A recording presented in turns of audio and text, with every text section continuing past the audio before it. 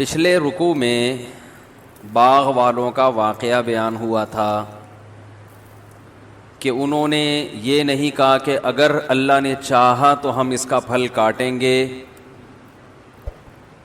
ایک جرم تو انہوں نے یہ کیا تھا کہ اللہ کا نام نہیں لا، انشاءاللہ نہیں کہا.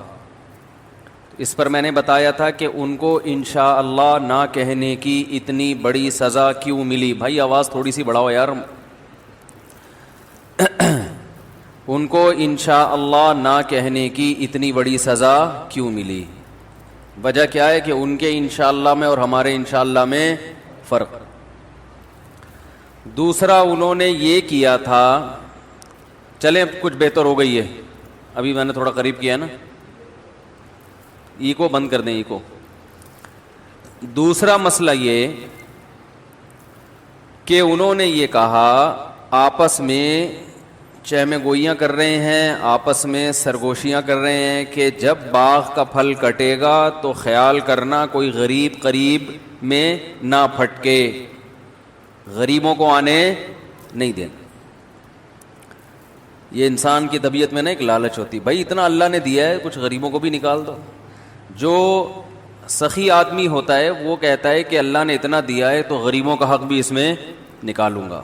ہم تو دیکھتے ہیں پہلے سے لوگ پہلی تنخواہ جب آتی ہے نا تو پہلے سے نیت کر لیتے ہیں، یار پہلی تنخواہ آ رہی ہے اتنے پرسنٹ تو اللہ کی راہ میں دینا ہی دینا ہے. تو یہ خاندانی ہونے کی علامت ہوتی ہے. غیر خاندانی ہونے کی علامت کیا ہے؟ کہ پہلی تنخواہ آ رہی ہے کوئی مانگنے نہ آ جائے ہیں بھائی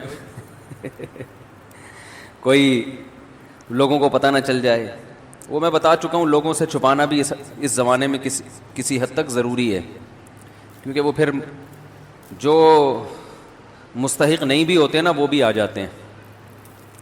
میرا تو ایک تجربہ ہے کہ کسی غریب کو پیسے دے دو نا، زیادہ دے دو تو وہ پھر کمبل ہو جاتا ہے. وہ ابھی 2-4 دن پہلے کی بات ہے، ایک ماسی آئی بیچاری ایک بچے کے ساتھ، غریب ماسی. اس کے بچے پہ مجھے بڑا ترس آ رہا تھا. تو ماسی نے کہا کہ بہت دکھڑے سنائے اپنے، مجھے بڑا ترس آیا اس کے اوپر. میں نے وہ 500 مانگ رہی تھی، میں نے 5,000 روپے دے دیے. بہت خوش ہو گئی. اسے میں نے کہا اب دوبارہ نہیں آنا، کیونکہ مجھے تجربہ ہے نا کہ ایک دفعہ تعاون کرو نا تو اب پھر وہ ان کو لت پڑتی ہے. پھر یا تو کہیں قریب میں ہوتی تو میں گھر جا کے دیکھ لیتا، وہ تھی بھی کہیں بہت دور سے آئی تھی، اور ظاہر ہے ہر ایک کی تحقیق کرنا بھی بڑا مشکل کام ہے، آسان نہیں ہے. تو میں نے کہا دوبارہ نہیں آنا. اگلے دن 2 بچوں کو لے کے آ گئی. یہ پرسوں کی بات ہے، آج ہی 2 بچوں کو لے کے آ گئی. وہ بیٹھی ہوئی ہے گھر سے. ایک تو کورونا پھیلا ہوا ہے ٹھیک، کورونا پہ بیان نہیں کروں گا، بے فکر نہیں. تو 2 بچوں کو لے کے آ کے بیٹھ گئی.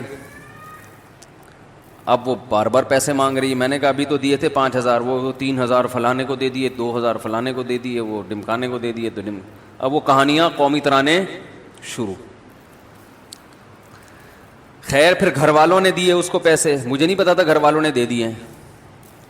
پھر بیٹھی ہوئی ہے. اب میں گیا ہوں تو میرے پاؤں پکڑ رہی ہے. اب آدمی کو ہوتا ہے یار پاؤں کیوں پکڑ رہے ہو بھائی، عجیب سی فیلنگ ہوتی ہے نا، کیوں ہمیں اتنا کیوں، اور اپنے آپ کو اتنا گرا کیوں رہے ہو.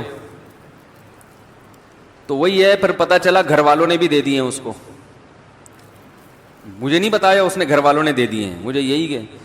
تو مسئلہ یہ ہے کہ اس کا بھی ایک تجربہ شیئر کرنے کا فائدہ یہ ہوتا ہے نا کہ دیں اور کوئی درست طریقے سے.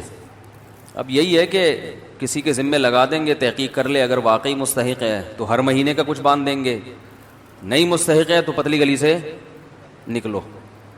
لیکن میں ایک تجربہ بتا رہا ہوں کہ ہر ایک کو اپنی، یعنی ہر ایک کے ساتھ تعاون کرنے سے پہلے سوچا کریں یہ تعاون افورڈ کر سکتے ہیں کہ نہیں کر سکتے.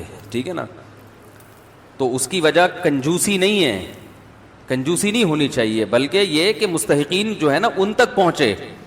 بعض لوگ اپنا گیٹ اپ ایسا بنا لیتے ہیں، بچے بھی پتہ نہیں اپنے ہیں کہ کہیں سے اڑوس پڑوس سے کمیشن پہ ادھار لے لیے کہ ان بچوں کو دکھا کے جتنا چندہ ملے گا 20% آپ کا، 80% ہمارا. اس طرح ہو سکتا ہے، یہ بھی ممکن ہے کہ ایسا نہ ہو، واقعی مستحق ہو. بہرحال ہم اپنے ٹاپک کی طرف آتے ہیں.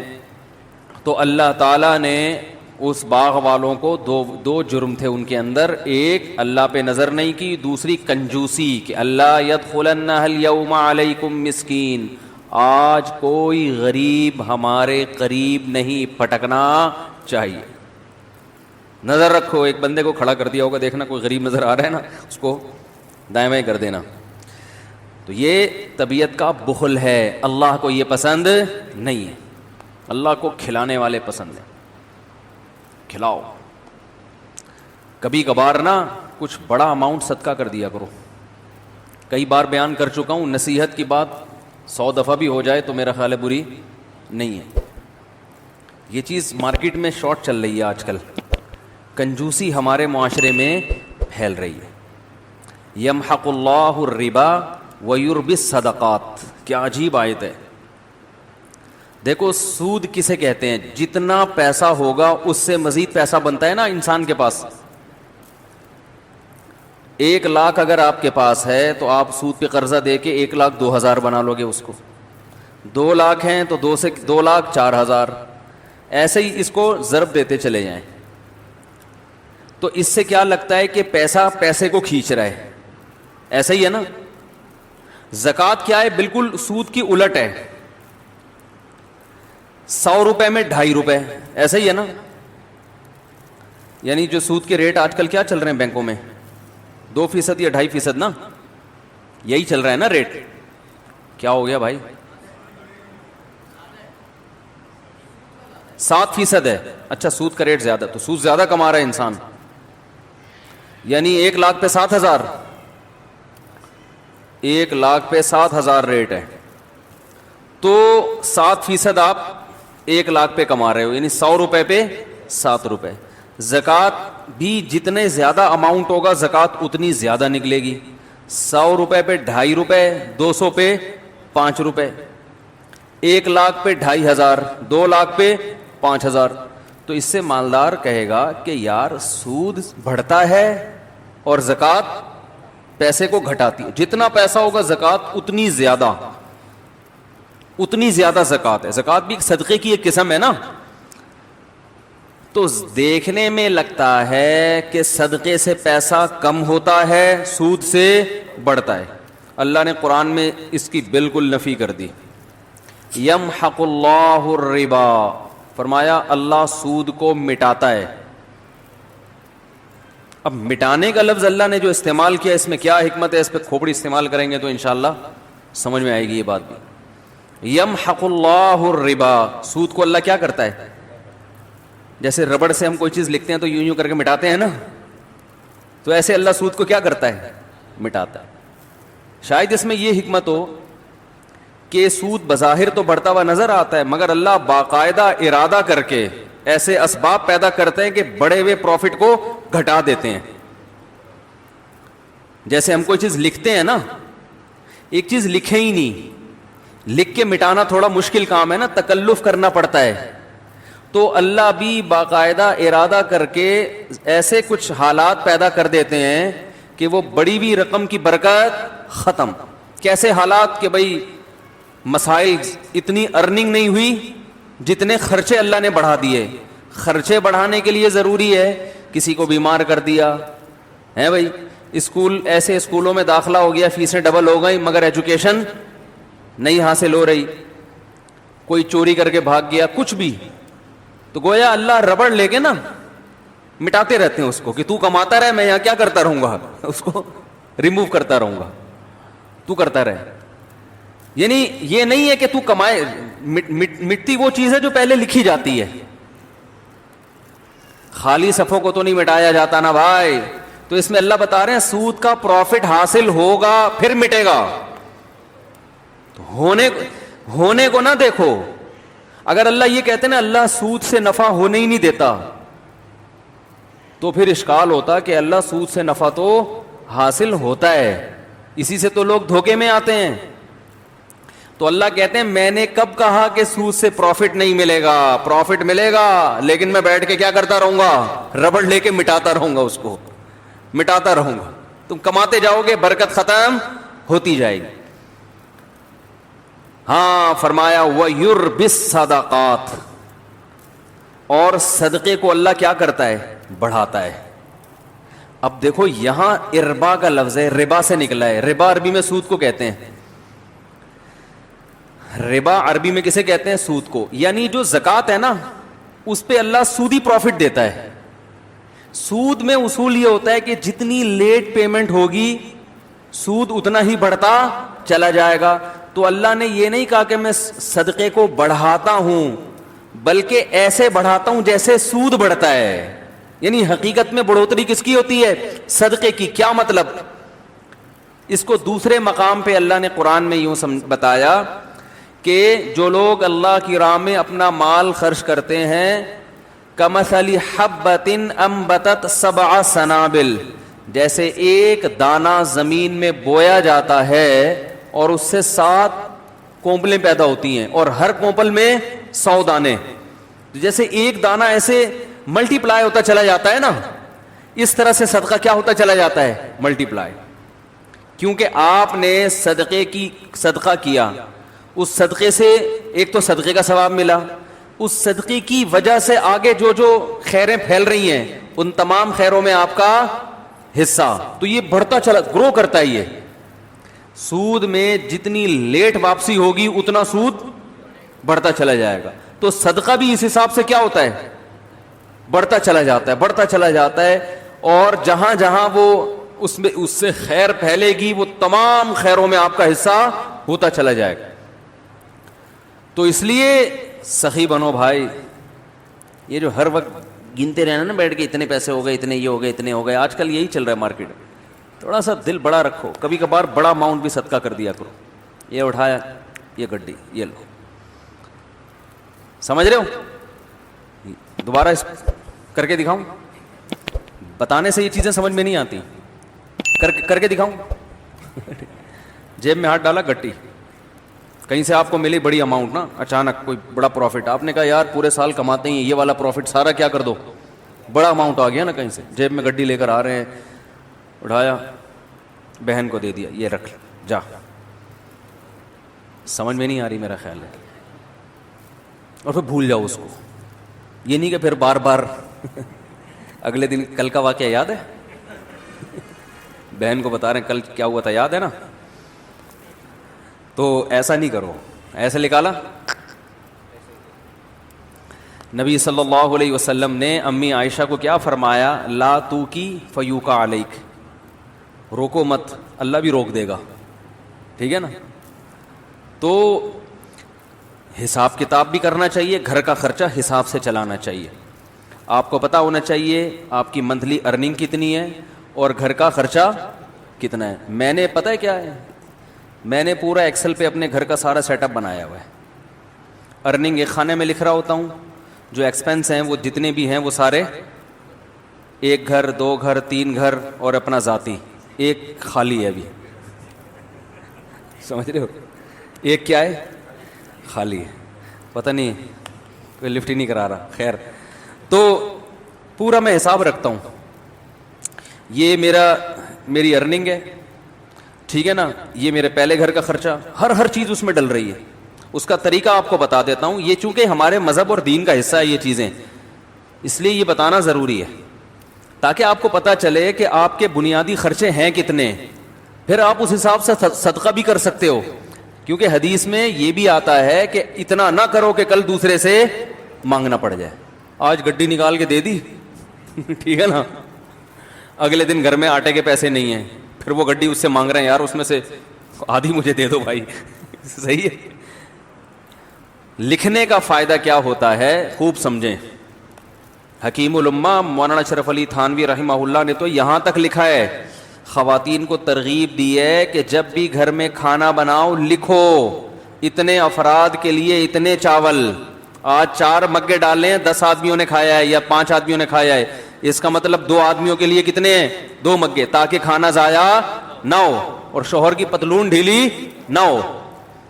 ورنہ وہ کھلا وہ تو بن رہا ہے، پھر شام کو پھک رہا ہے اور وہ میاں صاحب بیچارے کما کے آدھے ہو گئے. سگڑ خواتین انہی کو تو کہتے ہیں جو ونس اپون اے ٹائم ہوا کرتی تھی، کہ وہ پورا گھر کیسے لے کے چلتی ہیں.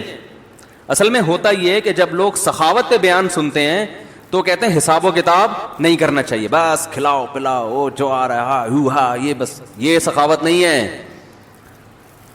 اور کچھ ایسے کنجوس ہوتے ہیں کہ وہ سارا دن کیلکولیشن میں ہی لگے رہتے ہیں بھائی، تو حالانکہ بنتے 4 روپے تھے ٹھیک ہے نا۔ تو وہ میں اس میں ایک اصولی بات بتاتا ہوں کیسے چلنا چاہیے۔ اب بات تو چل پڑی ہے، یہ بھی سورہ قلم ہی کا حصہ ہے نا، اللہ نے سخاوت کو بیان کیا۔ تو حکیم الامہ نے کیا لکھا ہے، خواتین کو چاہیے گھر میں ایک ایک چیز کا حساب لکھے، جو کھانا پکاتی ہیں وہ تو یہی حساب لکھیں گی نا بھائی، جیسے بریانی بنانی ہے بھائی اتنے چاول میں اتنے کلو گوشت ڈلتا ہے، اس دن اتنا ڈالا تھا تو چاول کیا بنے تھے مزیدار، اب ایسا نہ اس سے زیادہ ڈال دیں یا اس سے کم۔ تو ہر چیز میں لکھنے کا حساب، ہر وقت اپنے پاس ایک ڈائری۔ اب تو موبائلوں میں بھی لوگ لکھنا شروع کر دیتے ہیں، دیکھو میرے موبائل میں نے ایک ڈائری بنائی ہوئی ہے، ابھی آپ کو دکھاتا ہوں میں کیا لکھا ہوا ہے اس میں۔ نے یہ نوٹ ابراہیم کو 100 روپے دیے، میرا چھوٹا بیٹا ابراہیم ہے نا، سائیکل خراب ہو گئی تھی، میں نے اس کو 100 روپے پکڑا دیے سائیکل ٹھیک کرنے کے لیے، اس میں ڈال دیے میں نے۔ کیوں ڈالیں؟ خوب 100 روپے کی ویلیو الحمدللہ میری نظر میں نہیں ہے، وجہ اس کی ہے مجھے حساب دے، وہ وجہ اس کی کیا ہے، حساب کیوں مانگوں گا میں؟ ابھی سے عادت پڑے پیسے واپس کرنے کی۔ نہیں آ رہی بات بھائی، 100 روپے کا کیا مسئلہ ہے، 4000 کی سائیکل دلا سکتا ہوں میں اس کو ٹھیک ہے نا، تو 100 روپے کا حساب رکھنا کیوں ضروری ہے؟ ممکن ہے کوئی دیکھے تو بولے یار مفتی صاحب کتنے کنجوس ہیں، بچوں سے 100 روپے کا حساب بھی انہوں نے رکھا ہوا ہے۔ یہ کیوں رکھا ہے کہ میں یہ دیکھوں گا کہ اس کو میں نے 100 روپے دیے، یہ جو پیسے بچے واپس کرنا بھولتا ہے یا نہیں بھولتا، اگر بھولتا ہے تو میں پکڑوں گا کہ آپ کو جب میں نے پیسے دیے تھے تو آپ نے واپس کیوں نہیں، ابھی سے نہیں پکڑا تو کل یہ لاکھوں لاکھ روپے بھی دینا بھول جائے گا۔ نہیں آ رہی بات؟ کل یہ بحریہ ٹاؤن میں این ممکن ہے پلاٹ خریدے 1 کروڑ کا کسی بندے سے، ممکن تو بھائی بہت کچھ ہو سکتا ہے نا، وزیر اعظم بھی بن سکتا ہے۔ اور پھر جب وزیر اعظم بنا اور لوگوں نے کہا آپ نے تو کہا تھا غربت کا خاتمہ کریں گے، کہیں گے او سوری میں کیا ہوا بھول گیا تھا غربت کا خاتمہ کرنا۔ آپ نے کہا تھا کراچی میں گندگی کا ڈھیر ہٹوائیں گے آپ، اس لیے آپ کراچی والوں نے آپ کو ووٹ دیا، ارے یار میرے ذہن سے نکل گیا ٹھیک ہے نہیں آ رہی بات؟ تو اس کا تعلق صرف بچے کی کس سے ہے؟ تربیت سے۔ ہمارے ذمے تربیت کی کوشش ہے، نہ بنے تو اللہ کی مرضی، سمجھ رہے ہو؟ تو بچوں کو نا پیسے دے کے بگاڑنا نہیں چاہیے، ان میں عادت خراب ہوتی ہے۔ پیسے دینے تو وہ دیں، جیب خرچی ان کی باندھیں تاکہ وہ اپنی مرضی سے کھائیں، تو وہ جیب خرچی کا سیٹ اپ الگ ہے، وہ ہم ہر جمعے کو بچوں میں جیب خرچی بانٹتے ہیں، لیکن معاملات میں ان کو 2 نمبری کی اجازت نہیں۔ میں نے لکھا ہوا ابراہیم کو 100 روپے دیے، اب میں یہ نوٹ کروں گا کہ یہ 100 روپے کا مجھے حساب دیتا ہے یا بھول جاتا ہے۔ ابھی لکھنے کی کیا ضرورت ہے، دماغ میں کیوں نہیں رکھا؟ بھائی دماغ کو مفید کاموں کے لیے رکھو، 100 50 روپے کے لیے دماغ کو فالتو میں مت کھپاؤ بھائی۔ یہ چیز اگر یہاں نہ ہوتی، دماغ میں ہوتی، تو دماغ اور کسی کام کا ہوتا، یہ بیان کرتا میں یہاں بیٹھ کے، ہر وقت دماغ میں یہی یاد رکھنا ہے، اس کو 100 روپے دیے، اس کو 50 روپے دیے، اس کو 1 لاکھ روپے دیے، اس کو یہ دماغ میں، دماغ سے چیز اٹھا کے کہاں لے کے جاؤ؟ ڈائری میں۔ حضرت حکیم الامہ مولانا اشرف علی تھانوی رحمہ اللہ تعالی، یہ مجدد تھے اپنے دور کے، ایسے خاندانی آدمی تھے یہ ذکر کرتے ہوئے جا رہے تھے، ان کا معمول تھا فجر کے بعد ذکر کرنے کا، تو چہل قدمی بھی کرتے تھے تاکہ واکنگ ہو جائے فجر کے بعد اور ذکر بھی۔ تو ایک دم رکے، جیب سے ڈائری نکالی، قلم سے، قلم ان کے یہاں رہتا تھا ہر وقت کان پہ، فوراً کچھ لکھا اور ڈائری جیب میں۔ کسی نے پوچھا حضرت آپ ذکر کر رہے تھے، یہ ابھی بعد میں لکھ لیتے یہ؟ انہوں نے کہا نہیں، میرا دماغ اللہ کی طرف ہے، ذہن میں خیال آیا، اگر میں ڈائری پہ نقل نہ کرتا نا تو وہ خیال مجھے محفوظ رکھنے کے لیے بار بار دماغ کہاں جاتا؟ اسی خیال کی طرف، تو وہ مجھے ذکر سے بھی غافل کرتا۔ وہ چیز دماغ سے کہاں آ گئی؟ ڈائری میں، اب جیب میں، اب دوبارہ ذکر توجہ کے ساتھ۔ اب یہ ڈائری کی ٹینشن ہو گئی ہے، اب یہ اپنی ٹینشن کیا ہو گیا بھائی؟ ایسی خاندانی چیزیں ہیں یار، یہ تو زندگی میں کامیابی کے اصول ہیں اللہ کے بندو۔ ہمارے پاس کسی کے پاس بھی کوئی ڈائری نہیں ہوتی، لاکھوں کروڑوں کے بزنس دماغ میں چل رہے ہوتے ہیں، وسیم کباڑیے سے 1 لاکھ روپے لینا ہے، سلیم گولے گنڈے والے کو 20 لاکھ روپے دینے ہیں, ٹھیک ہے نا. سب دماغ کچومبڑ بنا ہوا ہے, دماغ کا کچرا کنڈی بنا ہوا ہے, دماغ کچرا کنڈی بنا ہوا ہے کہ نہیں بنا ہوا, اتنی فکریں اب کیا کیا کھوپڑا, تو کھوپڑا ہی ہے کیا ہے, اس کو یہ کرنا ہے, اسے یہ کرو, پھر بھول گیا, پھر بھول گیا, جو بات ہو بھول گیا, ہر چیز بھول رہا ہے. تو مجھے کہتے ہیں بیان کے دوران بھول جاتے ہیں کیا ٹاپک چل رہا تھا. تو آپ جو چیزیں بھول رہے ہیں نا وہ زیادہ خطرناک ہے. آگے کیا لکھا ہوا ہے, پھل, وہ اس کی قیمت لکھی ہوئی ہے. اب یہ نہیں کہ پوری ڈیٹیل کے ساتھ ایک ایک چیز, ایسا نہیں, اشارے. یہ اشارے اس لیے کہ رات کو 24 گھنٹے میں ایک ٹائم جو ہے نا, یہ سب چیزیں ایکسل میں چلی جائیں گی. کہاں چلی جائیں گی؟ سب جو یاداشتیں ہیں, جب سے 100 روپے تو نہیں جائیں گے, یہ تو ایک یاداشت ہے نا کہ اس نے حساب دیا کہ یہ ادھر ہی رہے گا. باقی جتنے خرچے آج ہوئے وہ سارے کہاں چلے جائیں گے؟ وہ آفس کا جو سافٹ ویئر آتا ہے نا خرچوں کا, 1 گھر 2 3 4 جو بھی ہیں, اللہ توفیق دے, تو وہ سب اس میں ڈال دیے. اس سے کیا ہوتا ہے بھائی, بدگمانی سے انسان بچتا ہے. علماء کہتے ہیں کہ بدگمانی کا موقع فراہم, بولو بھائی, مت کرو. کیسے؟ ہم جب حضرت کے پاس گئے نا, حضرت مفتی رشید احمد صاحب کے پاس, تو حضرت فرمایا کرتے تھے رات کو جو پیسے ہیں نا آپ کے, وہ لاکر میں رکھیں. کسی طالب علم کو بٹوا نکال کے اپنے سرہانے پہ رکھنے کی اجازت نہیں ہے. کیوں؟ اگر چوری ہو گیا یا گم گیا, شبہ ہوگا ساتھ والے پر, شیطان کو موقع مل جائے گا اپنے ساتھی کے خلاف بدگمان کرنے کا. حالانکہ عین ممکن ہے ساتھ والے نے چوری نہ کیا ہو, باہر سے کوئی چور آ جاؤ, کوئی بندہ آیا ہو لے کے چلا گیا ہو, لیکن یہ وضاحتیں کون کرتا پھرے گا بعد میں؟ فوراً دماغ میں کیا آئے گا, اس نے کیا ہے. یہ بھی ممکن ہے اس نے کیا بھی ہو. تو فرمایا کرتے تھے کہ بدگمانی کے مواقع سے بچنا ضروری.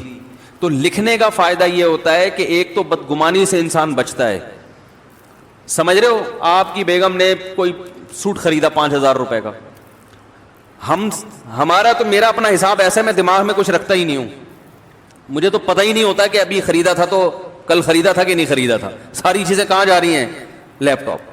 تو اب اگر کبھی اختلاف ہوگا تو کل لیا تھا پرسوں لیا تھا, تو لیپ ٹاپ سے پوچھ کے بتاتا ہوں میں, ٹھیک ہے نا. کس سے پوچھ کے بتاتا ہوں؟ لیپ ٹاپ بتائے گا کہ پچھلی عید پہ کتنا خرچہ ہوا تھا, اس عید پہ. ایک چیز تمیز سے لے آئے نا ہر چیز, بھائی عید پہ اتنے.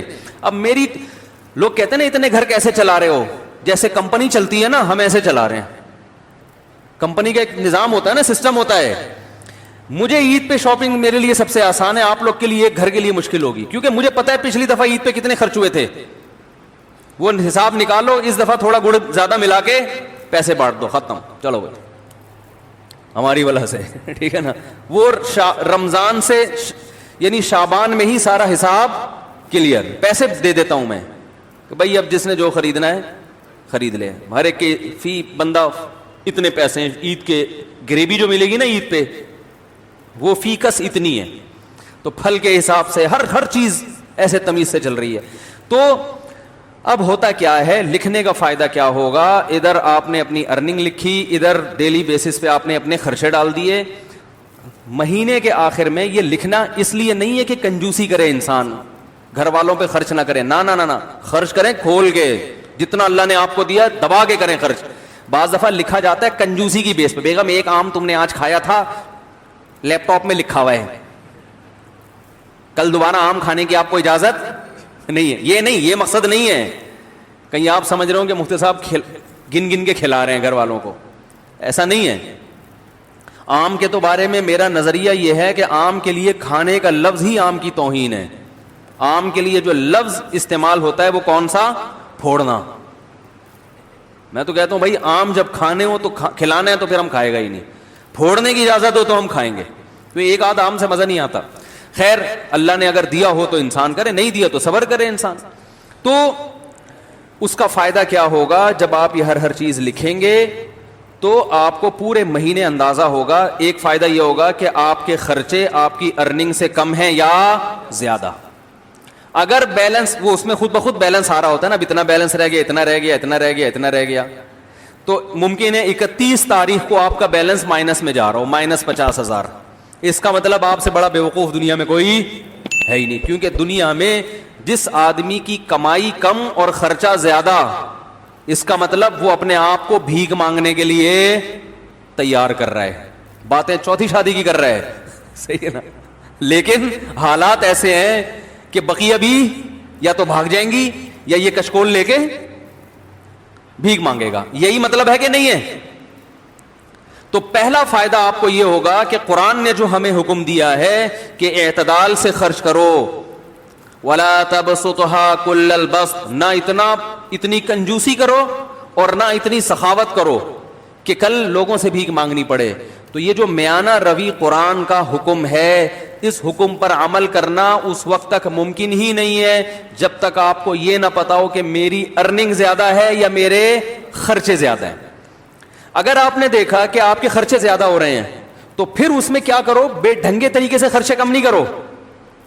پھر آپ نے یہ دیکھنا ہے کہ ان میں کون سے خرچے ایسے ہیں جن میں کمی صحت کے لیے نقصان دہ. ترجیحات کیا ہے؟ سب سے پہلے صحت ہے نا. ارے کیا ہو گیا؟ تو اب آپ نے کیا کیا؟ فروٹ کا خرچہ کم کرنا شروع کر دیا. نا نا نا نا نا بھائی، بچوں کے کھلونے نکال دو یہاں سے. خرچوں میں کھلونے آ رہے ہیں نا، سائیکل کیا کر دو بھئی، 4,000 کی سائیکل نہیں بنتی آئندہ، یہ نہیں ہوگا، ٹھیک ہے نا، نکالو اس کو، ٹھیک ہے. بہت سارے خرچے. میں نے جب یہ لکھنا شروع کیا تو مجھے اندازہ ہوا کہ بھائی ہوٹلنگ پہ ٹھیک ٹھاک خرچ ہو رہا ہے، تو وہ میں نے مینج کیا.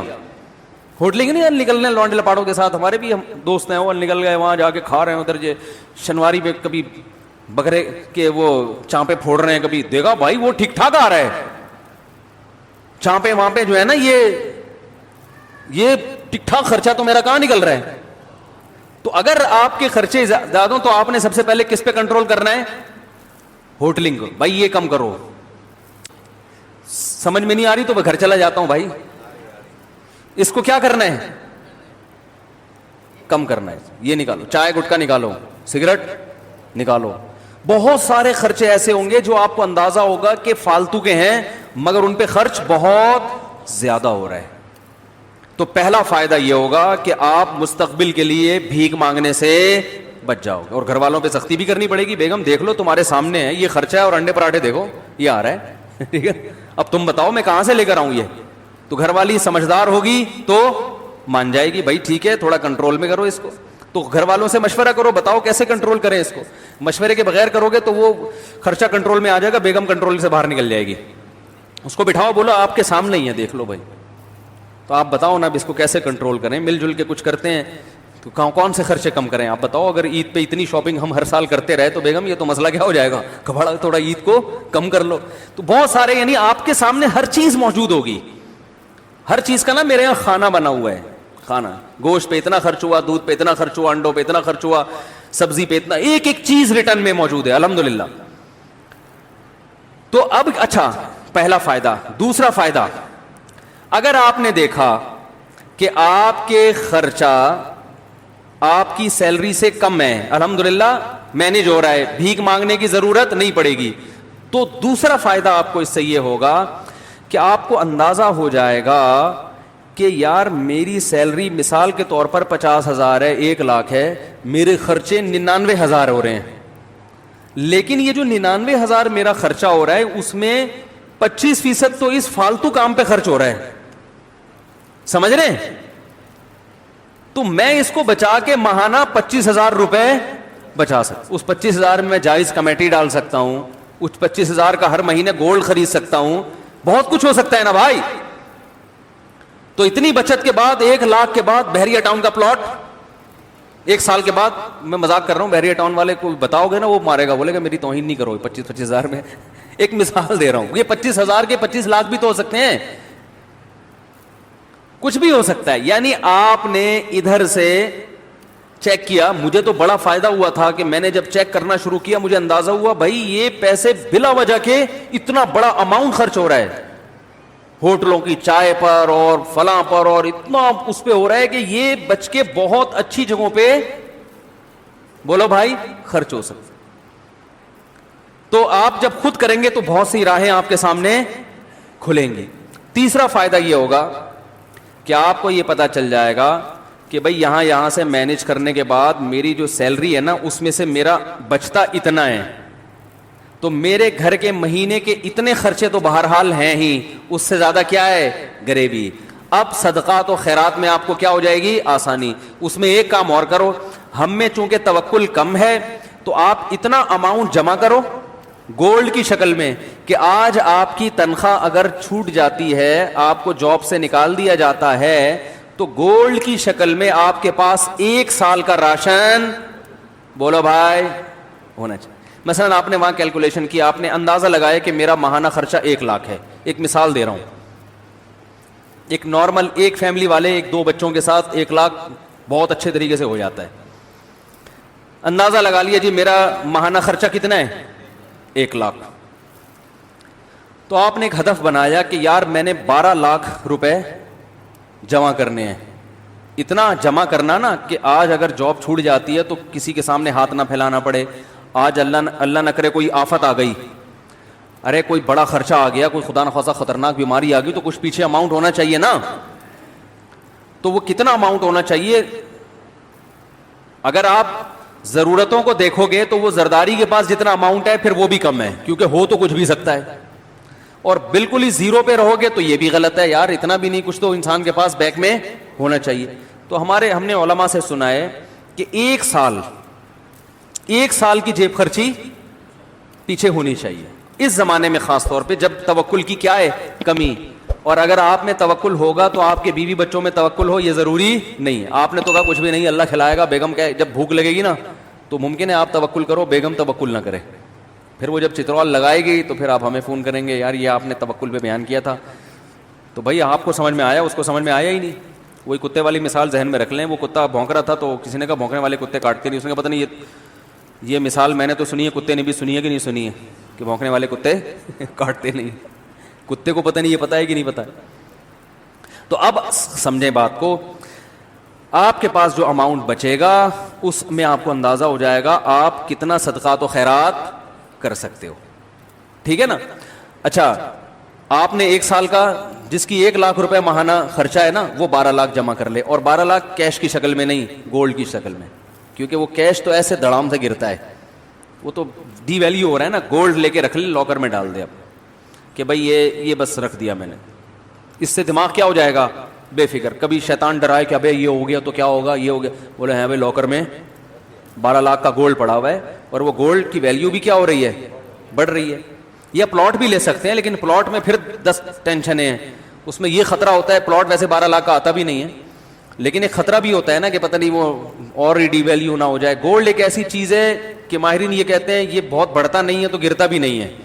سمجھ رہے ہیں, ایسا نہیں ہوتا کہ 1 لاکھ کا گولڈ 50,000 پہ آ جائے, ایسا آج تک ایسا ہوا نہیں ہے. تو ہوا بھی ہے تو 2 دن کے بعد پھر اوپر چڑھ جائے گا وہ. تو اب کیا کرنا ہے آپ نے, آپ سمجھیں. اچھا, جب یہ 12 لاکھ کا گولڈ آپ جمع کر رہے تھے, یہ میں ایک اس آدمی کی بات کر رہا ہوں جس کا خرچہ 1 لاکھ ہے, جس کا 4 لاکھ ہے پھر وہ 12 لاکھ نہیں, وہ پھر اسی حساب سے. یہ ہر آدمی کے لیے الگ الگ ہے. تو اب آپ نے جب وہ لاکر میں جمع کر دیا, اس جمع کرنے کے دوران بھی ہر مہینے کچھ نہ کچھ صدقہ کرنا ہے. یہ نہیں کہ 10 سال گولڈ جمع کرنے میں لگ گئے تو اس دوران آپ نے کبھی کوئی صدقہ کیا ہی نہیں ہے. لیکن وہ صدقہ تھوڑا تھوڑا ہوگا, کیونکہ ابھی آپ خود اسٹیبل نہیں ہوئے نا. وہ صدقہ ہوگا, وہ والا نہیں ہوگا جو گڈی نکالی, یہ ابھی میں آ رہا ہوں اس طرف, یہ کب کرنا ہے آپ نے. وہ آپ نے کہ بھائی میں پہلے ایک بچوں کے لیے ایک جمع تو کر لوں نا کہ آج کچھ ہو گیا تو ٹھیک ہے. اب آپ نے کیا کرنا ہے کہ جیسے ہی آپ جو ہے نا تھوڑا تھوڑا ہر مہینے کرتے رہیں, جب یہ بھی آپ کے پاس 1 سال کا گولڈ جمع ہو گیا, اب آپ کو اندازہ ہو گیا بھائی میرا ماہانہ خرچہ اتنا ہے, ارننگ اتنی ہے. اب جو ارننگ سے زائد ہے وہ مجھے کلی اختیار ہے, جو مرضی کروں میں اس میں. کبھی وہ جتنی بچت ہے, کبھی بچوں کو گھما کے لے آؤ, اس میں مری کی سیر کرا کے لے آؤ, کبھی کیا کیا سارا اٹھا کے کسی غریب کو دے دیا. اس دوران لاٹری بھی نکلتی ہے نا لوگوں کی, بھائی کاروبار میں اچانک بہت پروفٹ ہو گیا, تو کئی دفعہ بہت پروفٹ ہوا ہے, اس دفعہ کا سارا پروفٹ صدقہ. یہ ہے جو اسٹیج میں بیان کر رہا ہوں نا. بھائی قدر کر لو ان باتوں کی, بہت مشکل سے بہت زندگی گزرتی ہے, پھر آدمی یہ باتیں سیکھتا ہے. پھر جیسے آپ کے پروفٹ میں چھکے لگے تو صدقے میں بھی ایسے چھکے لگنے چاہیے. سمجھ رہے ہو, پروفٹ میں چھکے لگتے ہیں نا تاجروں کے, یا کبھی بونس مل گیا بونس تو ایک تو سالانہ بونس متعین ہوتا ہے, کبھی کبھار باس ویسے ہی خوش ہو کے گریوی میں دے دیتا ہے, یہ لے بھائی لے جا. پھر ایسی گریویوں میں کبھی خود کھا لیا, کبھی ساری گریوی اٹھا کے کس کو دے دی, غریبوں میں بانٹ دی, ہدیہ دے دیا کسی کو, کسی غریب کو دے دیا, بہن کو دے دیا, بھائی کو دے دیا. ہمارے ہاں صدقے کے ساتھ جو ظلم ہو رہا ہے نا, دنیا میں کسی کے ساتھ اتنا ظلم کسی چیز کے ساتھ نہیں ہو رہا. ہر چیز میں چھکے لگاتے ہیں ہم, جتنا پروفٹ تھا بیٹے کے ولیمے پہ اڑا دیا, کرتے ہیں نا لوگ. جتنی کمائی تھی آدھی کمائی بیٹی کے جہیز پہ اڑا دی, ہوتا ہے کہ نہیں ہوتا. جتنی کمائی تھی ساری ایک مزاربہ پہ لگا دی, جو اسکینڈل چلا تھا. اس قسم کے چھکے تو ہم مار رہے ہیں بہت. ایسا چھکا سامنے نہیں آتا کہ جتنی ارننگ ہوئی اٹھا کے ساری کس کو دے دی, غریب کو دے دی. یہ بہت کم ہوتا ہے. صحابہ میں یہ ہوتا تھا. ابو طلحہ انصاری رضی اللہ تعالی عنہ نبی صلی اللہ علیہ وسلم کے پاس آئے, عرض کیا یا رسول اللہ, مجھے اللہ نے قرآن میں جو آیت بیان فرمائی ہے کہ تم نیکی کی حقیقت کو اس وقت تک نہیں پہنچ سکتے جب تک محبوب چیز اللہ کی راہ میں صدقہ نہ کرو. یا رسول اللہ مجھے سب سے محبوب میرا باغ ہے, پورا باغ صدقہ. تو یہ کیا ہے, چھکے ہیں, ٹھیک ہے نا. کرکٹ کے میدانوں میں چھکا لگانے سے سوائے تالیوں کے کچھ بھی حاصل نہیں ہوتا. اصل جو چوکے اور چھکے جس پر قیامت میں آپ کو اللہ کی طرف سے ٹرافی ملے گی نا, وہ یہ والے چھکے ہیں. ایک آخری بال پہ چھکا لگایا تھا نا جاوید میاں داد نے, ہم بھی چھوٹے تھے اس وقت, بہت 2-2 فٹ اچھل رہے تھے ہم بیڈ پہ نا. آخری بال پہ چھکا مارا تھا تو اس وقت تو عقل نہیں تھی, اتنا خوش ہو رہے تھے جیسے پتہ نہیں کیا ہو گیا. شارجہ کب تھا, اس پہ جاوید میاں داد نے آخری بال پہ کیا لگا دیا تھا, مزہ بہت آیا تھا, وہ کلابازیاں کھا رہے تھے. ٹھیک ہے, وہ بھی ایک چھکا تھا, قوم خوش ہوتی ہے جیت کے. لیکن بھائی آخرت میں اس چھکے کی اللہ کی نظر میں کوئی ویلیو نہیں ہے. چھکا کسے کہتے ہیں, اچانک ایک دم بہت بڑا کام ہو گیا نا. تو یہ جو چھکے ہیں نا, اچانک اٹھا کے اتنی بڑی رقم, ایسے چھکے صحابہ نے بہت لگائے ہیں اور آج بھی لوگ اللہ والے لگاتے ہیں. تو اس قسم کے چھکے لگایا تھا. ایک دم اٹھو کسی دن صبح بولو بیگم میرا میٹر شارٹ ہو گیا. میٹر شارٹ ہونے میں کیا ہوتا ہے, جو لوگوں کو قرضے دیے ہوئے نا وہ واپس لینا شروع کر دیتا ہے. میٹر بھی اس طرح کا شارٹ ایسا میٹر شارٹ نہیں ہو رہا کہ آج میرا میٹر شارٹ ہے بس دائیں ہاتھ سے دوں گا بائیں کو بھی پتا نہیں چلے گا, اور اتنا اٹھا. عرب کرتے ہیں آج بھی ایسے. ہمارے جو رشتے دار سعودیہ میں رہے ہیں وہ کہتے ہیں ہم نے عربوں کو دیکھا ہے, ایسے نوٹوں کی گڈی جیب میں ہوگی ریالوں کی, وہ ہیں بھی ریال بھی ہیں, ریال تو ویسے ہی مہنگا ہوتا ہے. کہ کوئی فقیر آیا, وہ تو کچھ زیادہ ہی مبالغہ کرتے ہیں, یہ تحقیق بھی نہیں کرتے کہ یہ جو ہے مستحق بھی ہے یا نہیں. ایسے گڈی اٹھائی, ایسے پکڑا دی اس کو, گنی نہیں رہے جیب میں کتنے. ایسے بہت عربوں کے آج بھی واقعات ہیں, بہت سخاوت ہے. تو آپ ان لوگوں کو بھول جائیں گے عربوں کی سخاوت. اگر پتہ نہیں یہ جو کہتے ہیں نا لوگ, وہ مائکروسافٹ کا وہ کون ہے, اس نے اتنے بل گیٹس, اس نے یہ اسپتال بنا دیا, یہ جتنا پیسہ عربوں کے پاس ہے اس حساب سے جو ان میں سخاوت ہے اس کا آج بھی کوئی مقابلہ نہیں کر سکتا. اور ان کے سارے سخی ہائی لائٹ نہیں ہوتے, چھپا کے بہت کرتے ہیں. وہ جتنا دکھا کے کرتے ہیں اس سے زیادہ چھپا کے کرتے ہیں. جو عرب کے اصل کلچر میں رہا ہے نا, جو اصل عربوں میں, وہ عربوں کی تعریف کرتا ہے. جو اصل عربوں میں, ایک تو یہ جو نظر آتے ہیں نا یہ بہت سے ان میں اصل ہیں بھی نہیں. یتیم ہونا, کوئی یتیم ہو جائے اس کو کھلا کھلا کے بگاڑ دیتے ہیں. یتیم ہو جائے نا کوئی اس کلچر میں تو ہر آدمی چاہتا ہے میں اس پہ اتنا خرچ کرتے ہیں, شو روم سے نئی نئی گاڑیاں خرید کے اس کو دے دیتے ہیں, وہ بگڑ جاتا ہے. ایسی سخاوت ہے. ہمارے یہاں یتیم بیچارہ کیسے دھکے کھاتا ہے. ہمارے ہاں سب سے بڑا سخی وہ ہے, گاڑی جا رہی ہے وائپر پہ کسی نے صاف کر دیا تو 5 روپے اس کو پکڑا دیا, یہ سمجھا جاتا ہے. باقی الحمدللہ ہمارے یہاں بھی بڑے بڑے سخی موجود ہیں, اور غیروں سے بہرحال پھر بھی ہم بہت اچھے ہیں. ابھی یہ کورونا وائرس میں جب یہ راشن کی تقسیم کا عمل آیا نا تو ہمیں اندازہ ہوا کہ بھائی لوگوں میں اللہ نے بڑا جذبہ رکھا ہے بھائی, ہماری قوم میں بھی, اور بہت خرچ کرنے کا جذبہ. خیر اب میں جلدی سے اپنی بات کو آگے لے کے چلتا ہوں. تو یہ سمجھ میں آ گیا کہ اپنے ہر خرچہ کیا کرنا ہے, ڈائری لے کے لکھنا ہے اور شام کو اس کو لیپ ٹاپ میں ڈال دینا ہے. اس سے 3 فائدے ہوں گے.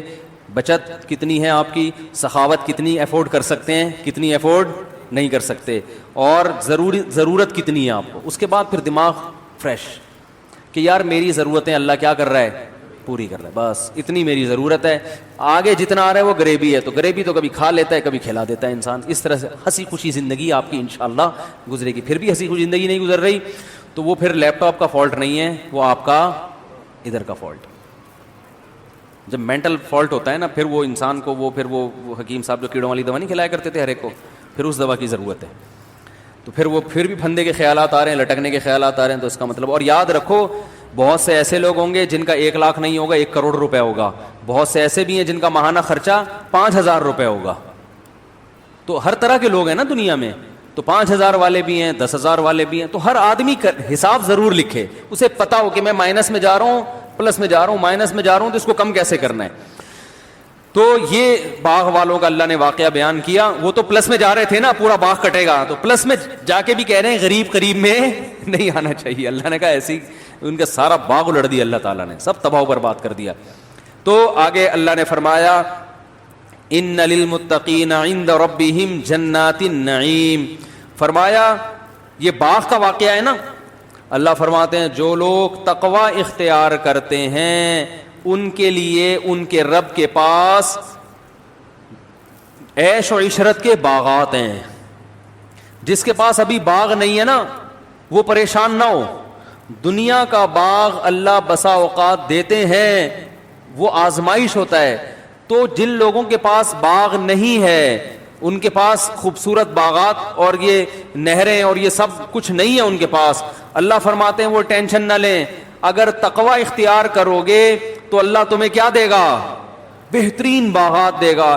نہیں کرو گے جو باغات ہیں وہ بھی تم سے چھین لے گا. موت کی شکل میں بھی تو چھن جاتا ہے نا باغ, دنیا میں نہیں چھنا تو کب چھنے گا بھائی, مر گئے تو سب ختم. لیکن ہم پتہ ہے کیا ہے, ہم کہتے ہیں کہ نہیں یار دنیا میں تو سکون نہیں مل رہا, نماز پڑھنے میں تو کیا ہے ٹینشن مل رہی ہے, نیند قربان کرنی پڑ رہی ہے. ایک انٹی جا رہی ہیں, دیکھنے میں سکون ہے یا نظر جھکانے میں سکون ہے؟ بھائی سکون تو بظاہر دیکھنے میں ہے, نظر جھکانے میں کیا ہے؟ بول لو نا یار, تو شرما رہے ہو. دیکھنے میں سکون زیادہ ہے, نہ دیکھنے میں کیا ہے مستقل ٹینشن. یار پر شاید پتہ نہیں کیا ہو یار, نالج میں اضافہ نہیں ہو رہا. ایک آدمی کی عزت سے تیری بیوی کیسی خوبصورت ہے, بصورت ہے, تو وہ شاید تو کیوں پوچھ رہا ہے, جنرل نالج کے لیے پوچھ رہا ہوں.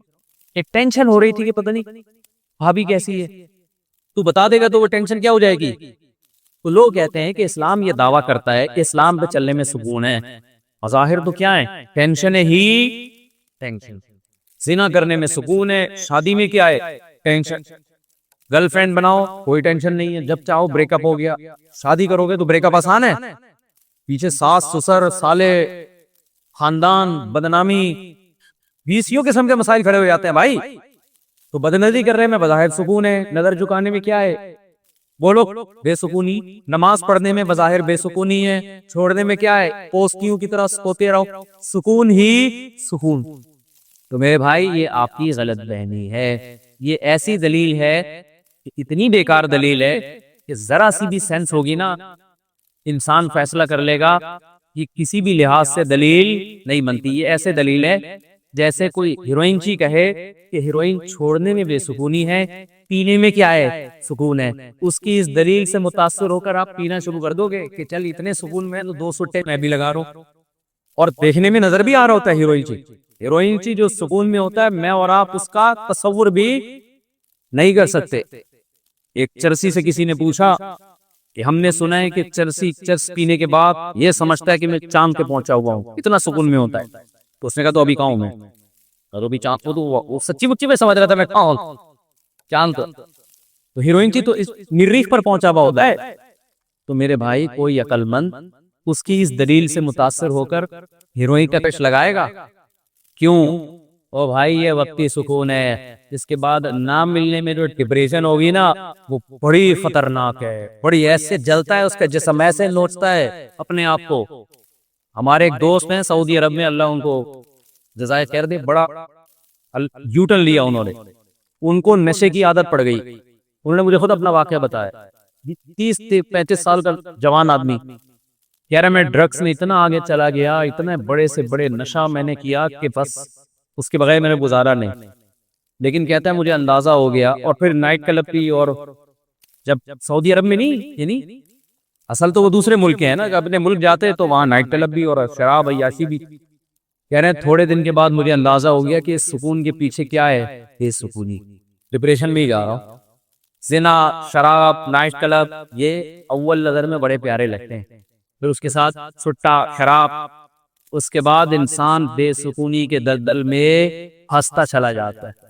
کہہ رہے ہیں میرا دماغ خراب ہونا شروع ہو گیا۔ اس کے بعد میں نے کہا بھائی مجھے، کیونکہ مسلمان تھا نا، علماء کی باتیں سنی ہوئی تھی، تبلیغ میں وقت لگا ہوا تھا، کہیں نہ کہیں یوٹن لینا شروع کر دیتا ہے۔ کہتا ہے میں نے کہا اب میں یوٹن لوں گا، اب نشہ کیسے چھوڑے؟ کہہ رہے میں نے اپنے آپ کو گھر میں 2 مہینے کے لیے تالا لگا کے بند کر لیا، بغیر نشے کے تڑپ تڑپ کے مر جاؤں گا، دوبارہ نشہ نہیں کروں گا۔ یہ واقعہ مجھے انہوں نے ایسے سنایا کہ ہم جب کہیں بھی کھانے کے لیے جاتے ہیں نا، تو مجھے اندازہ ہو گیا کہ یہ کھاتے نہیں ہیں بلکہ پوڑتے ہیں۔ ایک ہوتا ہے کھانا، ایک ہوتا ہے پھوڑنا۔ میں نے ان سے کہا جس سپیڈ سے آپ پھوڑ رہے ہیں نا، آپ بول مٹول ہو جائیں گے اور ایک دن دھماکے کے ساتھ پھٹ جائیں گے۔ انہوں نے کہا مفتی صاحب مجھے اپنے نفس پہ اتنا کنٹرول ہے کہ مجھے پتا ہے کہ میں بھی کھا کھا کے موٹا ہو رہا ہوں، کچھ دنوں بعد میں کھانا بالکل چھوڑ دوں گا، کئی مہینوں تک ناغا کروں گا، دوبارہ سمٹ کے ویسا۔ میں نے کہا تو بڑا مشکل کام ہے۔ انہوں نے کہا میرے لیے مشکل نہیں ہے، کیونکہ میں اس سے زیادہ مشکل کام کر چکا ہوں۔ میں نے کہا وہ کیا ہے؟ اس نے اپنا واقعہ سنایا کہ میں نشے کا عادی تھا، چھوڑنے کے لیے کسی ڈاکٹر کے پاس نہیں گیا، کوئی میڈیسن نہیں لی، 2 مہینے کے لیے گھر میں تالا لگا کے اپنے آپ کو یہی کھاؤں گا، یہی بیت الخلا، یہی نماز بھی، حتیٰ کہ جمعے ہی نماز کے لیے نہیں نکلتا تھا، اس لیے کہ جمعہ پڑھنے جاؤں گا، کوئی پرانا نشئی دوست مل جائے گا، اسے دیکھ کے دوبارہ سٹے یاد آنا شروع ہو جائیں گے۔ میرا خیال ہے ایسے شخص کے لیے شاید مجبوری میں جمعہ چھوڑنا کی گنجائش ہو، نہیں جاؤں گا بس۔ کہہ رہے ہیں 2 مہینے تک شدید ٹینشن میں ٹائم گزارا، لیکن فائدہ کیا ہوا؟ شراب بھی چھوٹ گئی اور باقی جو چھٹے بٹے سارے کیا ہو گئے۔ یار اس کے بعد ایسی توبہ دوبارہ نہیں پھٹکا میں، وہ نائٹ کلب وائٹ کلب سب چھوٹ چھاڑ، زندگی سکون میں آ گئی۔ پھر شادی کی، اور شادیاں الحمدللہ، شادی جب آپ کو پتا ہے کہ ہم سے کسی کی ملاقات ہو جائے اور اتنا کانفیڈنس بھی ہو اگلے میں، پھر تو بریکیں کیا ہیں، وہ تو اسلام بریک لگا دیتے 4 کے بعد، ورنہ تو وہ رکتے ہی نہیں۔ اب آپ کو تو پھر کوئی ملتی نہیں، یہ بھی شکر کرو اللہ نے 4 کے بعد پابندی لگا دی ہے، ورنہ بعض لوگ 4-4 ہزار کر لیتے، آپ ساری زندگی چھڑے چھاٹ، کیونکہ اتنی عورتیں تھوڑی پیدا ہوتی ہیں اللہ کی طرف سے، گہرے کو 4-4 مل جائیں تو خیر۔ تو میرے بھائی جیسے نشے والا نشہ کرتا ہے، سکون مل رہا ہوتا ہے، حقیقت میں بے سکونی کی طرف اپنے آپ کو دھکیل رہا ہوتا ہے، ایسے ہی آپ جب نظر اٹھا کے کسی انٹی کو دیکھو گے وقتی سکون ملے گا، لیکن اپنی زندگی برباد کر کے ہمیشہ کے لیے اپنے آپ کو بے سکونی کی آگ میں داخل کر رہے ہو۔ وہ لوگ زیادہ خوش قسمت ہیں جب کوئی عورت جا رہی ہو تو دیکھنے کے بجائے نظر جھکا لیتے ہیں، یہ تھوڑی دیر کی ٹینشن ہے، اس کے بعد جب یہ عادی ہو جاتے ہیں تو ان کی آنکھوں کے اسپرنگ مضبوط ہو جاتے ہیں، پھر کسی انٹی پہ ان کی نظر اٹھانا ان کے لیے مشکل ہے۔ جیسے جب کوئی نشہ چھوڑ دے گا نا تو اس کے لیے چرس پینا مشکل کام ہے۔ میں اور آپ کو کوئی اگر 1 کروڑ روپے بھی لا کے دے کہ ایک ستا لگا لو تو کیا لگا لو گے؟ نہیں لگائیں گے بھائی، ہمیں پلانا بہت مشکل ہے۔ الحمدللہ اللہ کا فضل ہے۔ ہو سکتا ہے آپ میں سے کوئی کہے کہ نہیں ہمیں تو کوئی مشکل نہیں ہے، تو بھائی پھر آپ بیان سے مستفید نہ ہو، ٹھیک ہے؟ اندر باز کہہ رہے ہیں ہمارے لیے تو کوئی پرابلم، 1 کروڑ مل رہے تو 2 سلٹے تو لگا ہی لیں گے، لگا لو گے نا اس کے بعد عذاب میں آؤ گے۔ وہ جو 1 کروڑ ملے تھے وہ بھی نشے میں ہی خرچ ہو جائیں گے آپ کے، کہیں اور سے پیسے پکڑ رہے ہوگے۔ تو میرے بھائی گناہ میں جو لذت ہے نا وہ حقیقت میں لذت نہیں ہے۔ ایک دفعہ اس نوجوان کی طرح 2 مہینے کے لیے اپنے آپ کو گھر میں بند کر کے سارے گناہوں سے کیا کر لو؟ توبہ۔ اور اگر گھر میں بند نہیں کر سکتے بلکہ اس سے زیادہ آپشن ہے، تبلیغ میں نکل جاؤ 4 مہینے کے لیے، وہ بھی گھر میں بند کرنے سے زیادہ اچھا آپشن ہے۔ تھوڑی بورنگ ہوگی شروع میں، کوئی انٹرٹینمنٹ کی چیز نہیں ہے تبلیغی جماعت پر، کوئی وہاں پر کوئی ویڈیو گیم کھلا رہے ہو آپ کو، کچھ بھی نہیں، تھوڑے دن بوریت ہوگی، ٹینشن میں آؤ گے، یاد آئیں گی وہ انٹیاں، اسکول کالج کی لڑکیاں، mobile, SMS بازیاں، both are made for each other، وہ ڈائلاگ، وہ ساری۔ لیکن تبلیغ میں سوائے اس کے کہ اللہ سے ہونے کا یقین، اللہ کے غیر سے نہ ہونے کا یقین، اور نماز اور روزہ، یہ باتیں بورنگ لگیں گی بہت۔ کیا کس قسم کی باتیں کر رہے ہیں یار اس ترقی کے دور؟ شروع میں ٹینشن ہوگی، 4 مہینے تک اب یہی سنو گے نا، برائی سے بچو گے، زندگی کیا ہو جائے گی؟ یا کسی اللہ والے سے، یہ تو خانقاہ ماشاءاللہ حضرت حکیم اختر صاحب رحمہ اللہ کے بڑے اجل خلیفہ ہیں جو اس خانقاہ کو چلا رہے ہیں، بیعت ہو جاؤ ان کے ہاتھ پہ، بند کر لو اپنے آپ کو خانقاہ میں۔ حضرت 4 مہینے تک میں اپنے گھر بولو نہیں جاؤں، آپ مجھے بتائیں میں یہ برائی کیسے چھوڑوں؟ ماحول چینج کیے بغیر برائی چھوڑنا ناممکن نہیں، لیکن مشکل بہت ہے۔ ہمت کرو ایک دفعہ، اور اگر یہ ابھی ممکن نہیں ہے آپ کے لیے، نہ گھر میں تالا لگا کے بند ہونا ممکن ہے، ابا کان سے پکڑ کے باہر نکال دیں گے، بھائی اپنے تالا لگا کے اسی گھر میں بند ہو سکتے ہو جو آپ نے خود خریدا ہو۔ ابا جب ہو تو پھر تالا لگا کے بند کرو گے؟ ابا کہے تیرے باپ کا گھر ہے کیا؟ باپ کا مطلب تیرا اپنا گھر ہے جو بیٹھا ہوا ہے، یا تبلیغ میں نہیں جا سکتے، کوئی ملازمت ہے، کوئی مسئلہ ہے، تو پھر ایک کام کرو، ایک التزام کرو کہ جب بھی مجھ سے گناہ ہوگا میں اپنے آپ کو سزا دوں گا، سزا کے بغیر اپنے آپ کو نہیں چھوڑوں گا۔ بد نظری ہو گئی، انٹرنیٹ پر کوئی فحش چیز دیکھ لی، برائی کی طرف چلے گئے، سزا دو اپنے آپ، توبہ بھی کرو، جرمانہ لگاؤ اپنے اوپر، اتنے پیسے صدقہ کروں گا یا اتنے روزے رکھوں گا، اس کے بغیر پنشمنٹ کے اپنے آپ کو گناہ کے حوالے مت کرو۔ سمجھتے ہو کہ نہیں سمجھتے؟ اور اللہ سے توبہ کرو، آہستہ آہستہ اللہ کی طرف آؤ، ورنہ میرے بھائی بڑھاپا بہت ڈینجرس ہے۔ انگریز کی جوانی سے متاثر نہ ہو کبھی بھی، انگریز کے بڑھاپے کو جا کے دیکھا کرو، کیا حال ہے بیچاروں کا، بوڑھے مردوں کا، بوڑھی عورتوں کا، اللہ تو ہوتا ہی نہیں ان کی زندگی میں۔ تو جوانی میں اللہ سے دوستی لگا لو، نماز روزے کی طرف آ جاؤ، اور پڑھ رہے ہو تو پڑھائی کو فوکس کرو، نیت کیا رکھو؟ اللہ کو۔ بھائی مسلمان قوم ایجوکیشن میں آگے جائے گی تو اسلام ترقی کرے گا نا۔ اگر ہم ایجوکیشن میں آگے نہیں گے تو ہم تو غلام بن کے رہیں گے۔ تو اسلام غلامی چاہتا ہے یا آزادی چاہتا ہے؟ اسلام چاہتا ہے تو اللہ کے غلام بنو۔ تو بھائی اس کی پابندی کریں گے کہ نہیں کریں گے؟ تو چند باتوں کا بس معاہدہ کرواتا ہوں۔ سب سے پہلی بات، جتنے لوگ یہاں بیٹھے ہیں عزم کریں آج کے بعد کبھی نماز قضا نہیں ہونے دیں گے، کبھی جماعت سے نماز بھی نہیں چھوڑیں گے۔ جس دن چھوڑی جرمانہ، جس دن چھوڑی کیا کرنا ہے؟ صدقہ کرنا ہے، اپنے آپ کو خود سزا دینی ہے مقدمہ چلا کے۔ سزا اتنی زیادہ بھی نہ ہو کہ وہ سزا ہی نہ دی جائے۔ پتا چلا کہ جی مجھ سے جس دن فجر کی نماز بھائی 50,000 روپے دوں گا، اب کماتا تو 1,00,000 روپے، 50,000 جب اس میں دے دے گا تو گیس بجلی کا بل تیرا باپ دے گا۔ جب باپ پہ آئی گئے تو صحیح طریقے سے آئے نا، پھر دوبارہ ہو گئی اگلے دن 50 وہ بھی گئے، آدمی کہا بھائی چھوڑو یار، اتنا زیادہ جرمانہ نہ رکھیں کہ ادا ہی نہ ہو، اور کتنا کم بھی نہ ہو کہ سزا ہی نہ ہو۔ ایک نماز چھوڑ گئی تو 5 روپے، 5 روپے سے کیا ہوگا؟ اتنا رکھو کہ طبیعت پہ تھوڑا کیا گزرے، گرا گزرے، بہت زیادہ گرا گزر رہے تو تھوڑا کم کر دو۔ لیکن ایک بات آپ کو بتاؤں، شیطان آپ کو مایوس کرے گا۔ پہلے میں جلدی وہ گناہوں سے توبہ کروا لوں، پھر ایک چھوٹی سی بات بتاتا ہوں۔ عزم کرتے ہو کہ نہیں کرتے؟ چھوٹی تو جرمانہ۔ نمبر 2، اس زمانے کا جو سب سے بڑی آزمائش ہے نا وہ عورت کا فتنہ ہے، کہ آج حلال و حرام کا فرق کیا ہو گیا ہے؟ ختم۔ نکاح جلدی کرنے کی ترغیب ہے اسلام میں، زیادہ شادیاں کرنا جائز نہیں ہے بلکہ ترغیبی عمل ہے، اس کو عذاب بنا دیا ہے۔ حلال میں کسی کی مت سنو، ایسے کی تیسی۔ دیکھو جو خدا، ہم زنا نہیں کرتے کیونکہ کس نے حرام کیا ہے؟ اللہ نے۔ اگر اللہ حلال کر دے تو کیا سوسائٹی کی وجہ سے کوئی زنا سے بچے گا؟ سب چھپ کے زنا کریں گے بھائی، سوسائٹی کے کیا ایسی کی تیسی سوسائٹی کی، کوئی نہیں مانے گا، سب زنا کرنا شروع کر دیں گے۔ تو ہم کیوں بچتے ہیں بھائی؟ اللہ نے ہمیں توفیق دی ہے، کیوں؟ خدا نے حرام کیا۔ میرے بھائی جب ہم خدا کے کسی چیز کو حرام کہنے سے حرام سمجھ رہے ہیں تو حلال کہنے سے حلال کیوں سمجھ رہے ہیں؟ جس خدا نے بولا زنا حرام ہے، اس سے ہم پوچھتے ہیں اللہ میں بالغ ہو گیا اگر شادی کر لوں تو کیا حلال ہے؟ اللہ کہے بالکل حلال۔ اب ابا کہہ رہے ہیں نہیں، پڑوسی کہہ رہے ہیں نہیں، اماں کہہ رہی تجھے کیا ہو گیا، کس کے بیانات سن رہے بیٹھ کے، اس کچی عمر میں شادیوں کی باتیں کر رہا ہے۔ سوسائٹی کہے گی ابے کیا ہو گیا بھائی، ابھی پڑھنے لکھنے کی عمر ہے بیٹا تمہاری، ابھی تو تم لائف پہ انجوائے کرو، ابھی تم یہ کرو۔ ابے بھائی لائف انجوائے کرنے ہی کے لیے شادی، ان کا دماغ خراب ہو گیا ہے۔ اللہ نے تو یہ نعمت رکھی ہے لائف کو انجوائے کرنے کے لیے، نہیں جی پہلے کمائیں گے پھر یہ ہوگا۔ تو میرے بھائی زنا سے بچتے ہیں کس لیے؟ اللہ نے کیا کیا؟ حرام۔ اس میں سوسائٹی کی پرواہ نہیں کرتے، تو حلال کریں گے، حلال کام کریں گے، کیوں؟ اللہ نے کیا کیا ہے؟ حلال۔ کسی کا باپ میں دم ہے تو روک کے دکھا دیں۔ میں آپ کو ڈھیٹ اس لیے بنا رہا ہوں کہ اگر حلال کی طرف نہیں گئے نا تو حرام کی طرف جانا تقریباً یقینی ہے۔ اس زمانے میں بے حیائی سے بچنا، حلال میں وسعت پیدا کیے بغیر، میں ناممکن نہیں کہہ رہا لیکن ناممکن کے قریب قریب ضرور ہے، کیونکہ پہلے زمانے میں بے حیائی اتنی زیادہ نہیں تھی۔ کسی نے عورت کو دیکھنا ہوتا سینما گھر جاتا، 20 لوگوں سے چھپ چھپا کے جاتا تھا وہ، تو پکڑا نہ جاؤں۔ اب تو پینٹوں میں موبائل رکھا ہوا ہے، کس کتنی نگرانی کرے گے ماں باپ.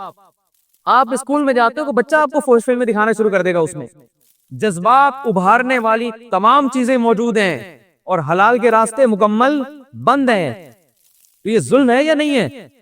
ہمارے رب نے ہمارے لیے حلال کے راستے اوپن کر دی. اللہ نے کہا جلدی شادی بھی کرو, اور ایک نہیں کتنی کرو. ما طاب لکم, جو تمہیں پسند آئیں, مسنا وثلاثا ورباع. انداز دیکھو, قرآن یہ نہیں کہہ رہا 2 کرو 3 کرو 4 کرو, نا 2 2 3 3 4 4. یہ تکرار ترغیب کے لیے ہے.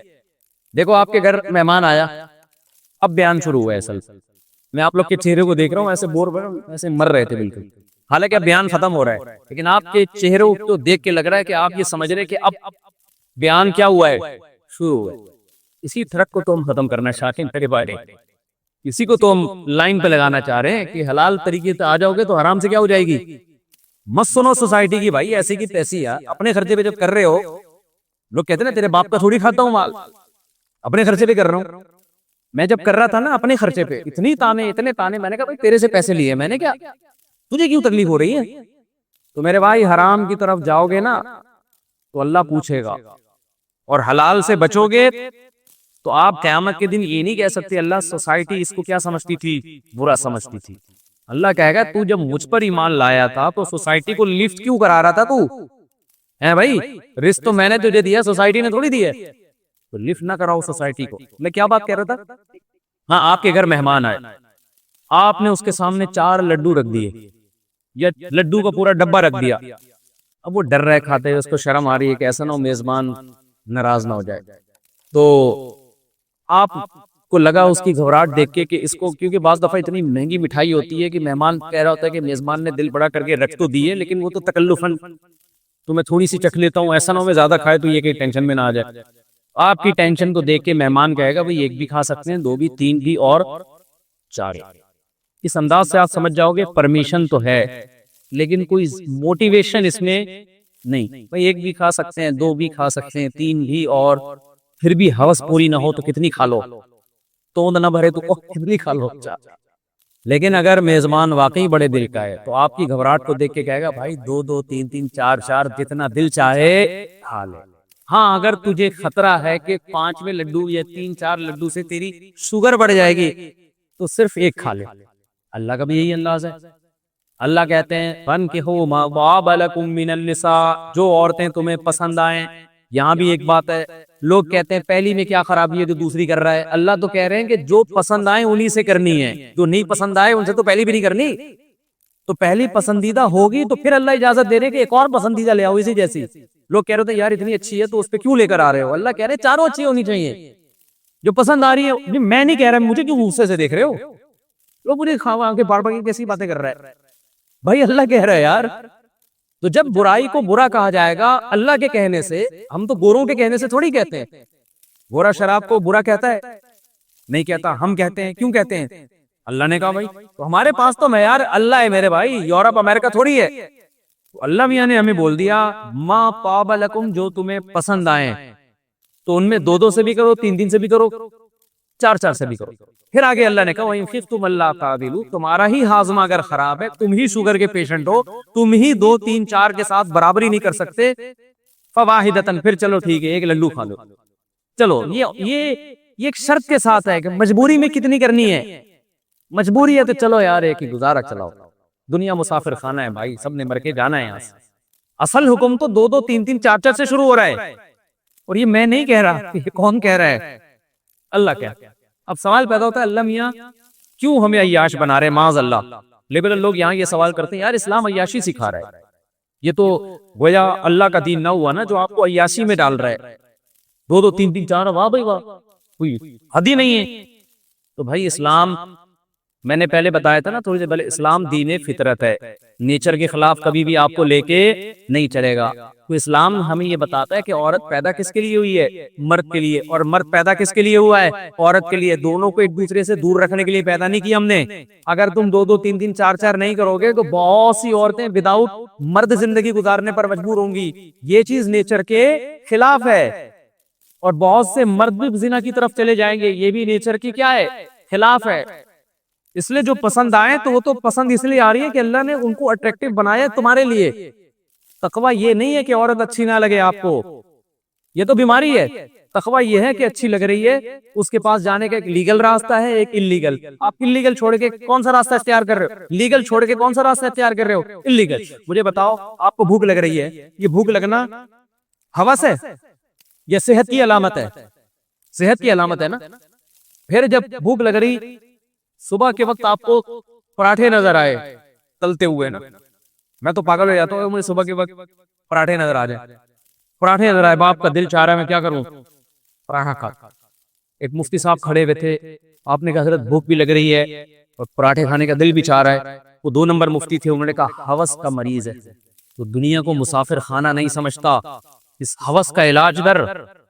अकलमंद मुफ्ती होगा, कहेगा भाई जेब में पैसे हैं, हाँ जी पैसे हैं, खरीद के खा ले भाई। वो कहेंगे नहीं जेब में पैसे नहीं है, कोई पैसे नहीं तो चोरी करने की इजाजत। पराठा भूख लगना भी नेचुरल है, पराठा खाने का दिल चाहना भी नेचुरल है, और जेब में अगर पैसे हो तो पैसे भी हैं, वसाए भी हैं, दिल भी चाह रहा है, फिर ना खाना परले दर्जे की हमाकत और बेवकूफी है। मैं समझा पा रहा हूं अपनी बात? फिर ये हवस नहीं है, ये बेवकूफी है। हाँ पैसे ही नहीं है, चोरी के अलावा कोई ऑप्शन ही नहीं है, फिर जायज नहीं है। इसी तरह मेरे भाई, जैसे भूख के वक्त रोटी को देख के दिल ललचाना ये नेचुरल है, तो जब इंसान बाले हो जाता है, इसी औरत को देख के उसकी तरफ दिल माइल हो जाना, ये भी क्या है, नेचुरल है। लेकिन एक गलत तरीका है उस तक पहुंचने का, एक जायज तरीका है, गलत तरीका है दोस्तियां लगाना शुरू कर दो, both are made for each other जैसे फजूल किस्म के डायलॉग मारना शुरू कर दो और भगाने की कोशिशें शुरू कर दो, ये गलत है। तमीज का तरीका क्या है, उसके अब्बा से मुलाकात करो और बताओ मैं इस सिलसिले में आपके पास हाजिर हुआ। फिर उनकी मर्जी, गली के कुत्ते छोड़े आपके पीछे, या अपनी बेटी का हाथ पकड़ा के आपको अपनी बेटी को रुखसत कर। समझ में आ रही है बात कि नहीं आ रही है? तो किसी की मत सुनो। तो दूसरा काम क्या करना है, निकाह को सोसाइटी में फरोग देना है और इसमें अल्लाह पे एतमाद और तवक्कुल करना है। अल्लाह ने कुरान में निकाह के वक्त ये कहा कि अगर फकीर हो गए अपने फजल से गनी कर दूंगा, किसी और काम में ये नहीं कहा, क्योंकि सबसे बड़ी रुकावट शादी में जो चीज बनती है वो क्या है, गुर्बत। तो अल्लाह ने कहा गुर्बत को रुकावट मत समझो। तीसरा काम क्या करना है, जितने भी बेहयाई के रास्ते हैं, क्योंकि आजकल सबसे बड़ा इशू यही है, मोबाइल पे फोर्स चीजें, लड़कियों से दोस्तियां, सारे नंबर बंद कर दो लड़कियों, सिवाय 4 के जो आपको ज्यादा पसंद आ रही हैं। उन 4 को 24 घंटे के लिए बस नंबर खोल के रखो, उनको बोलो मैं आपसे शादी करना चाहता, इसके अलावा अब मेरी आपसे दूसरी कोई बात, इतनी तो करने की इजाजत है ना। इतना नेक बन गया तो पैगाम कैसे भेजेगा? सारे ही ब्लॉक कर दिए तो ऑप्शन ही खत्म हो जाएगा ना। सारे ब्लॉक करके कितने रखो, बहुत है मेरे भाई, 4 और क्या चाहिए तुम्हें? फिर भी लोग कहते हैं इस्लाम बड़ा सख्त मजहब है। अबे तुझे और कितनी चाहिए? हवस तो मेरे भाई कभी भी किसी की पूरी नहीं हो सकती। तो 24 घंटे के लिए उनका नंबर अनब्लॉक रखो और एक मैसेज भेजो कि आज के बाद मेरा आपसे किसी किस्म का कोई राब्ता नहीं होगा। हाँ अगर आप मुझसे निकाह के लिए एग्री हैं तो मैं आपके यहाँ पैगाम भेजने के लिए तैयार हूं, मुझे हाँ या ना में जवाब चाहिए। इंसान की बच्ची होगी तो टू द पॉइंट बात करेगी, इंसान की बच्ची नहीं होगी तो बातों को घुमाना शुरू कर दिया। एक्चुअली देखिए पहली से अंडरस्टैंडिंग की कोई चीज होती है तो भी ड्रामे हैं ये, कोई अंडरस्टैंडिंग। गोरे क्या करते हैं, म्यूचुअल अंडरस्टैंडिंग के चक्कर में ना शादी से पहले ही मुलाकातें, बच्चे भी पैदा हो रहे हैं। बच्चे बड़े होकर फिर अब्बा अम्मा की अब एक दूसरे को समझ लिए होते हैं, वो ना 30 साल लगे समझने में, उसके बाद शादी हुई, बच्चे अब्बा अम्मा की शादी में तंबू लगा रहे होते हैं। आप अंदाजा लगाओ यार बेगैरती की इंतहा है या नहीं है। और कमाल की बात है फिर 1 हफ्ते बाद तलाक हो जाती है। ये कुछ भी नहीं होगा। शादी के बाद की जिंदगी शादी से पहले की जिंदगी से बिल्कुल अलग होती है। कोई म्यूचुअल अंडरस्टैंडिंग की जरूरत नहीं है। बोलो भाई करने ही है निकाह का पैगाम तो अपने अब्बा अम्मा को भेज रहा हूं, नहीं करनी तो क्या करना है, खत्म, ब्लॉक, बस। अल्लाह दिलों की खयानत को जानता है, इसमें अपने आप को धोखा देने की कोशिश मत करो। हाँ बाज लोग कहते हैं कि ये काम भी नहीं करना, ऐसा नहीं है, ये तो करना है, पैगाम तो भेजना है।